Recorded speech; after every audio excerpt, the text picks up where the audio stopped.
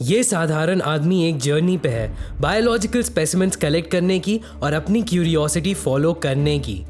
उसको क्या पता था कि वो एक ऐसी टेक्निक फॉलो कर रहा है जिससे कोई भी जीनियस बन सकता है। सेम टेक्निक जो डाविंची, मोजार्ट और आइंस्टाइन ने यूज करी थी। कुछ साल बाद ये आदमी एक थ्योरी बनाएगा जिससे हमारी बायोलॉजी की अंडरस्टैंडिंग बिल्कुल बदल जाएगी। ये आदमी जीनियस नहीं था, बल्कि वो अपने हिसाब से बिलो एवरेज आईक्यू था। चार्ल्स डार्विन एक नॉर्मल लड़का था जिसने जीनियस होने के लक्षण कभी नहीं दिखाए थे। उसके फादर चाहते थे कि वो डॉक्टर बने, लेकिन वो उसके बस का नहीं था, तो वो चर्च में काम करने लगा। एक प्रोफेसर ने उसको एक शिप में जॉब वैकेंसी के बारे में बताया एज द शिप्स बायोलॉजिस्ट। उसने वो जॉब ले ली और फाइनली उसका पैशन बायोलॉजिकल स्पेसिमेंट्स कलेक्ट करने का काम आने लगा। ये काम करके डार्विन के अंदर एक तगड़ा इंटरेस्ट जाग गया ओरिजिन ऑफ स्पीशीज के बारे में जानने का, और उसी से उन्होंने अपनी थ्योरी बनाई, द थ्योरी ऑफ एवोल्यूशन। एक साधारण लड़के ने जीनियसेस को कैसे बीट किया साइंस में, और ऐसा क्या फोर्स था जिससे वो काम करता रहा इतने चैलेंजेस के बावजूद। ये फोर्स सारे इंसानों के अंदर होता है जिससे वो किसी भी फील्ड को मास्टर कर सकते हैं अगर वो 3 स्टेप्स फॉलो करें। ये फोर्स है मास्टरी, और इस वीडियो में आपको डिटेल्ड बुक समरी दूंगा रॉबर्ट ग्रीन की बुक मास्टरी का। तो क्या है ये 3 स्टेप्स मास्टरी के, और हम इनको कैसे यूज कर सकते हैं। पहला स्टेप है अप्रेंटिसशिप। आपकी पढ़ाई के बाद जिंदगी का सबसे ज़रूरी दौर शुरू हो जाता है, एक प्रैक्टिकल एजुकेशन जिसे दी अप्रेंटिसशिप कहते हैं। इसके दौरान आप ज़रूरी स्किल सीखेंगे, अपना दिमाग डिसिप्लिन करेंगे और ख़ुद को इंडिपेंडेंट थिंकर बनाएंगे, जिससे आप मास्टरी के रास्ते पे आने वाले क्रिएटिव चैलेंजेस के लिए तैयार होंगे। चार्ल्स डार्विन को एक बहुत बड़ा मौका मिला जब उन्हें HMS बीगल के सफ़र में एक नेचुरलिस्ट के रूप में शामिल होने के लिए बुलाया गया। लेकिन अपने परिवार को छोड़कर इतने लंबे सफर पे जाना उनके लिए मुश्किल था, और उनके पिता इसके बिल्कुल खिलाफ थे। चार्ल्स, जिन्होंने कभी समंदर पे सफर नहीं किया था और कोई साइंस में फॉर्मल ट्रेनिंग नहीं थी, इस जिम्मेदारी के लिए तैयार है या नहीं इसका उन्हें पता नहीं था।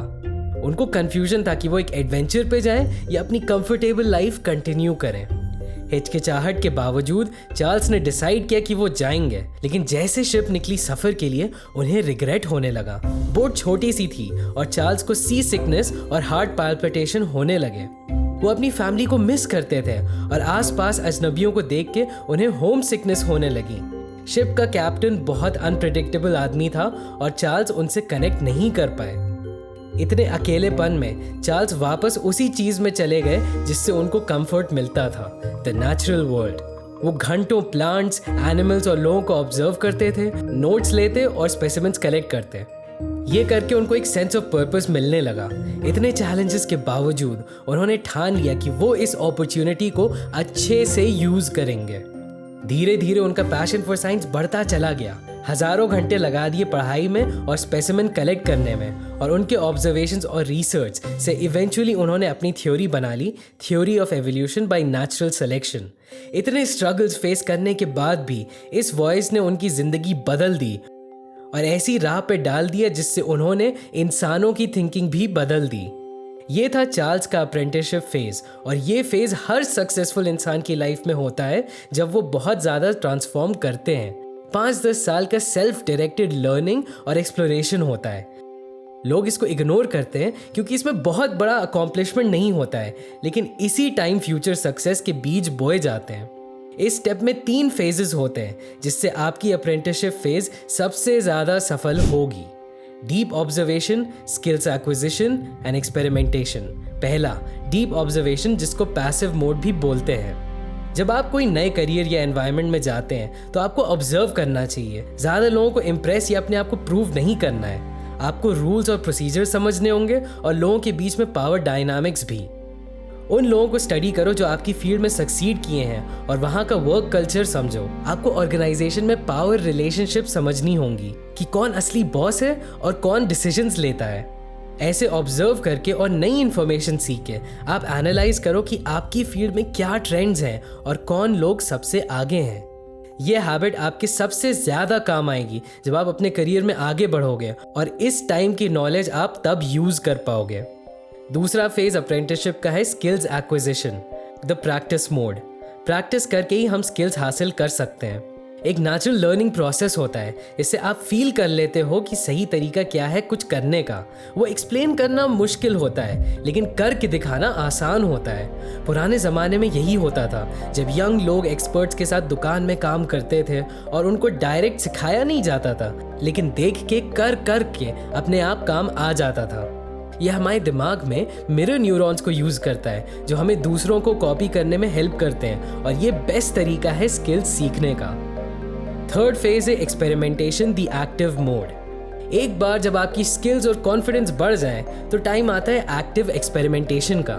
इसमें आपको और रिस्पॉन्सिबिलिटी लेनी होगी, कोई प्रोजेक्ट स्टार्ट करना होगा या कोई ऐसा काम करना होगा जिससे दूसरों का क्रिटिसिज्म मिले। यह आपका कैरेक्टर भी टेस्ट करता है और अपने काम को दूसरों के नज़रिए से देखने की स्किल आपके अंदर आती है। इस फेज में एक पॉइंट आएगा जब आपको लगने लगेगा कि अब और कुछ बचा नहीं मेरे लिए यहाँ सीखने को। ये सिग्नल है कि अब आपको इंडिपेंडेंट होना होगा और जगह जाना होगा ताकि आपकी स्किल्स इंप्रूव हों। इस पॉइंट पे आपने वो स्किल मास्टर कर ली होगी और अब आप उसको नई फील्ड में अप्लाई करने के लिए रेडी होंगे। आजकल की बहुत फास्ट पेस दुनिया में ये बहुत इंपॉर्टेंट है कि हम कंटिन्यूसली नई स्किल्स सीखते रहें और बाकी लोगों से आगे रहें। टेक्नोलॉजी ने हमारे काफ़ी काम आसान कर दिए हैं, लेकिन इससे दुनिया और कॉम्प्लेक्स भी हो गई है और नॉलेज और स्किल्स की डिमांड भी बढ़ गई है। यहाँ सक्सीड करने के लिए आपको क्विकली अडेप्ट करना होगा। अप्रेंटिसशिप फेज के 5-10 साल के बाद आता है next phase, the creative active phase. Mozart की पैदाइश एक म्यूजिकल फैमिली में हुई थी और 4 साल की उम्र में वो पियानो सीखने लगे अपने फादर लियोपोल्ड के साथ, जो रॉयल कोर्ट में एक कंपोजर थे। बहुत छोटी उम्र से मोज़ार्ट को म्यूजिक से प्यार था और एक्सेप्शनल फोकस था म्यूजिक पे। अपनी सिस्टर के साथ वो बचपन में यूरोप में परफॉर्म करते थे, लेकिन एज बढ़ने के साथ साथ उनके परफॉर्मेंसेस की पॉपुलैरिटी कम हो गई। लियोपोल्ड ने मोज़ार्ट के लिए कोर्ट म्यूजिशियन की जॉब ढूंढ ली, लेकिन मोज़ार्ट को लगता था कि वो अपने आप को वहाँ एक्सप्रेस नहीं कर पा रहे थे। 25 साल की उम्र में उन्होंने ये जॉब छोड़ दी और इससे उनके फादर के साथ बहुत बड़ा डिसएग्रीमेंट हो गया। ये मोज़ार्ट के लिए बहुत पेनफुल था और उन्होंने अपने आप को म्यूजिक में एकदम खो दिया और ऐसी स्पीड से इतने शानदार कॉम्पोजिशंस बनाए कि उनकी मौत के बाद भी उनकी पॉपुलैरिटी बढ़ती चली गई। उनके कई compositions including Don Giovanni history में मोस्ट फ्रीक्वेंटली परफॉर्म्ड ऑपराज में बन गए। बचपन में हमारा दिमाग नए एक्सपीरियंसेस के लिए ओपन होता है और दुनिया के बारे में बहुत क्यूरियोसिटी होती है। इसको ओरिजिनल माइंड बोलते हैं, जिससे हमारी थिंकिंग फ्लेक्सिबल रहती है। जैसे हम बड़े होने लगते हैं हमारी थिंकिंग और रिजिड हो जाती है और हम पुराने कॉन्सेप्ट्स हर चीज़ में लगाने लगते हैं। इसको कन्वेंशनल माइंड बोलते हैं। मास्टर्स और क्रिएटिव लोग अपने ओरिजिनल माइंड को रिटेन कर पाते हैं और डिसिप्लिन फोकस से कंबाइन करके इनोवेटिव आइडियाज़ लाते हैं। वो अपनी चाइल्ड लाइक क्यूरियोसिटी को एक्सेस करते हैं, जिससे सरप्राइजिंग कनेक्शंस निकल आते हैं। ये कॉम्बिनेशन ओरिजिनल माइंड, डिसिप्लिन और फोकस का कहलाता है डायमेंशनल माइंड। इससे बचपन की क्रिएटिविटी तो जिंदा रहती ही है, लेकिन डिसिप्लिन और फोकस भी होता है बहुत मेहनत करने का, ताकि किसी भी फील्ड में मास्टरी हासिल कर पाए।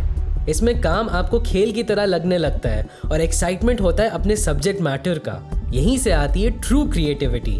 मोज़ार्ट को लोग चाइल्ड प्रोडिजी और जीनियस मानते हैं और उनके सक्सेस का क्रेडिट उनके नेचुरल टैलेंट्स को ही दिया जाता है, लेकिन इस जीनियस और क्रिएटिविटी का एक्सप्लेनेशन है उनका डीप लव फॉर म्यूजिक, हज़ारों घंटों की प्रैक्टिस और अलग अलग तरह का म्यूजिकल एक्सपोजर। इसके अलावा उनके अंदर एक चाइल्ड लाइक स्पिरिट थी, जिससे वो म्यूजिक को अपनी आवाज़ में ट्रांसफॉर्म कर पाए।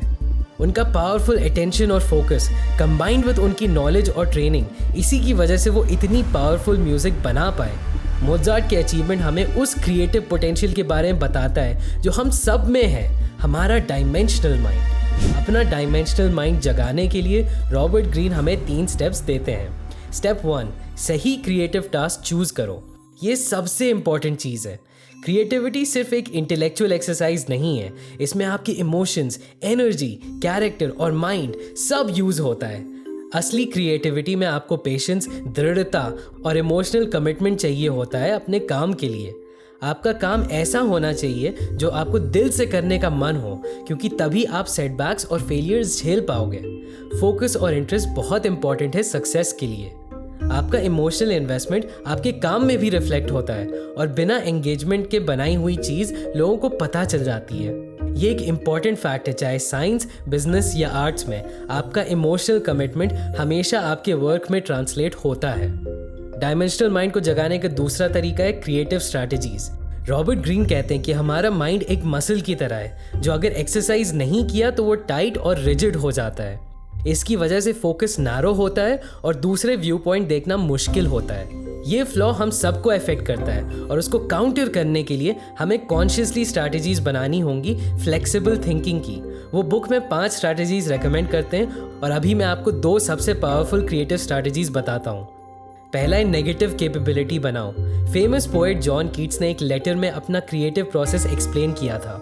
उन्होंने लिखा कि दुनिया बहुत ज़्यादा कॉम्प्लिकेटेड है और फैक्ट्स हमेशा बदलते रहते हैं। इंटेलिजेंट लोगों के लिए सिर्फ यही सोल्यूशन है कि वो अपना माइंड एब्जॉर्ब करें एक्सपीरियंसेस में और कोई जजमेंट ना बनाए उसकी मीनिंग पे। डाउट के साथ रहना और मिस्ट्री को अपना फ्रेंड बनाने को वो नेगेटिव कैपेबिलिटी बोलते हैं। सारे मास्टर्स के अंदर ये कैपेबिलिटी होती है। इस क्वालिटी की वजह से कई सारे रेंज ऑफ आइडियाज़ को आप अपने दिमाग में रख पाते हैं, जिससे आपके इन्वेंशंस और अच्छे हो जाते हैं।